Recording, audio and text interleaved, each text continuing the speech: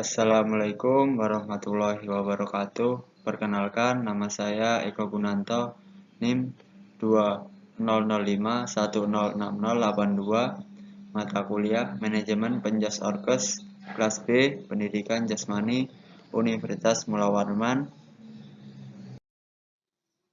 Di sini saya akan mempresentasikan hasil PowerPoint saya, yaitu bagian kedua, aplikasi fungsi manajemen dalam pendidikan. Yang pertama, saya akan membahas tentang problematika dunia pendidikan. Salah satu persoalan pendidikan yang sedang dihadapi bangsa kita adalah persoalan mutu pendidikan pada setiap jenjang dan satuan pendidikan. Dari berbagai pengamatan dan analisa, ada berbagai faktor yang menyebabkan mutu pendidikan kita mengalami peningkatan secara merata.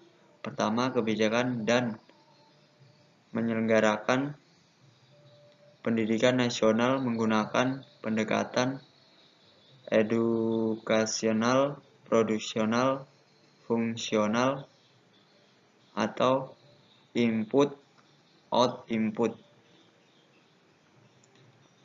analisis yang tidak dilaksanakan secara konsekuen. Kedua, penyelenggaraan pendidikan nasional dilakukan secara birokratif, sentralistik, sehingga membuat sekolah sebagai penyelenggaraan, khususnya orang tua siswa dalam penyelenggaraan pendidikan.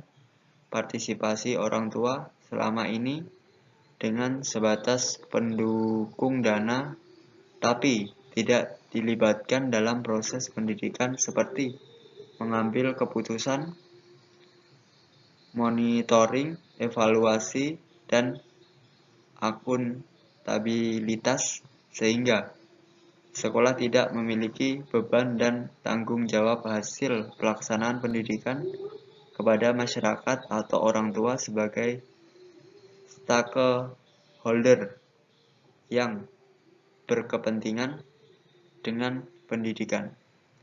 Keempat, krisis kepemimpinan di mana kepala sekolah yang cenderung tidak demokratif, sistem top-down policy, baik dari kepala sekolah berhadap guru atau birokrasi di atas kepada sekolah terhadap sekolah. Yang kedua, saya akan membahas tentang fungsi manajemen dalam pendidikan. Manajemen adalah suatu proses pengaturan atau ketatalaksanaan untuk mencapai suatu tujuan dengan melibatkan orang lain. Manajemen adalah ilmu dan seni mengatur proses pemanfaatan sumber-sumber lainnya secara efektif dan efisien untuk mencapai tujuan tertentu.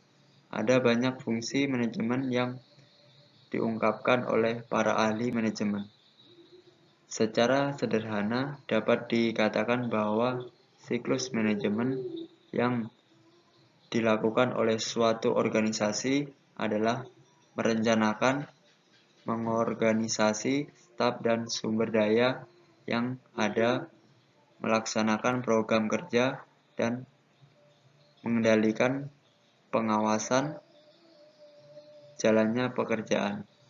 Di dalam tahapan pengendalian dilakukan evaluasi untuk memperoleh umpan balik flashback untuk dasar perencanaan selanjutnya atau untuk perencanaan kembali planning. Yang ketiga, saya akan membahas tentang pengertian manajemen. Menurut Wikipedia, kata manajemen berasal dari bahasa Perancis kuno, manajemen, yang berarti seni melaksanakan dan mengatur. Mari Parker Follett mendeskripsikan manajemen sebagai seni menyelesaikan melalui orang lain. Di sini, seorang manajer bertugas mengatur dan mengarahkan orang lain untuk mencapai tujuan organisasi.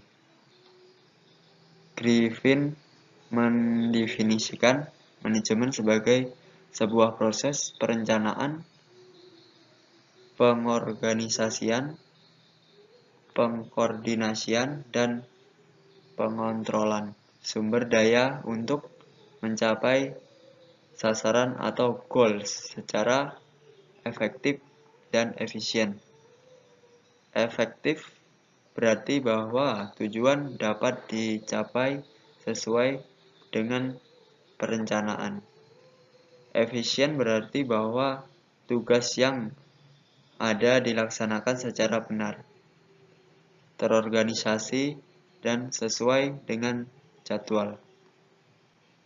Dalam berbagai bidang seperti industri, pendidikan, kesehatan, bisnis, finansial, dan sebagainya, efektif merujuk pada tujuan dan hasil guna, sedangkan efisien merujuk pada daya guna, cara dan lamanya suatu proses mencapainya tujuan tersebut.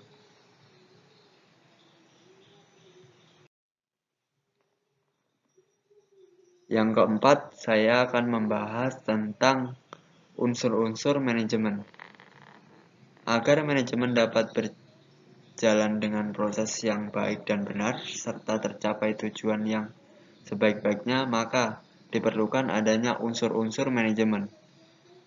Karenanya, untuk mencapai tujuan, para manajer atau pimpinan biasanya menggunakan dengan istilah 6M yang terdiri dari unsur-unsur manajemen, diantaranya adalah man, manusia, money, uang, material, bahan, machines, mesin, methods, metode, market, pasar.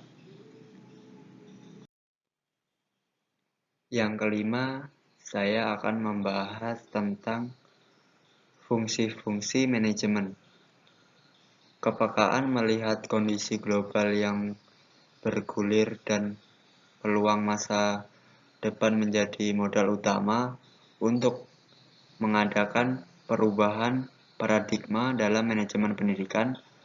Modal ini akan dapat menjadi pijakan yang kuat untuk mengembangkan pendidikan.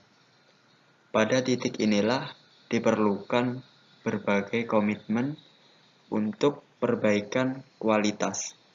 Ketika melihat peluang dan peluang itu dijadikan modal, kemudian modal menjadi pijakan untuk mengembangkan pendidikan yang disertai komitmen yang tinggi, maka secara otomatis akan terjadi sebuah efek domino atau positif dalam pengelolaan organisasi, strategi, SDM, pendidikan dan pengajar, biaya, serta marketing pendidikan. Untuk menuju poin education change atau perubahan pendidikan secara menyeluruh, maka manajemen pendidikan adalah hal yang harus diprioritaskan untuk kelangsungan pendidikan sehingga menghasilkan output yang diinginkan. Walaupun masih terdapat institusi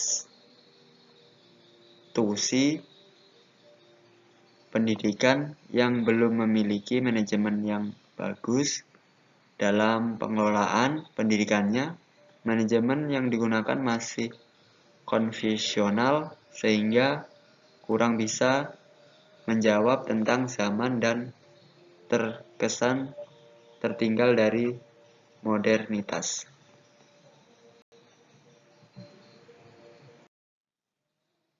Itu tadi penjelasan yang bisa saya sampaikan dari hasil PowerPoint saya. Apabila ada kesalahan dalam membaca, saya mohon maaf. Semoga bermanfaat pembelajaran kali ini. Saya akhiri.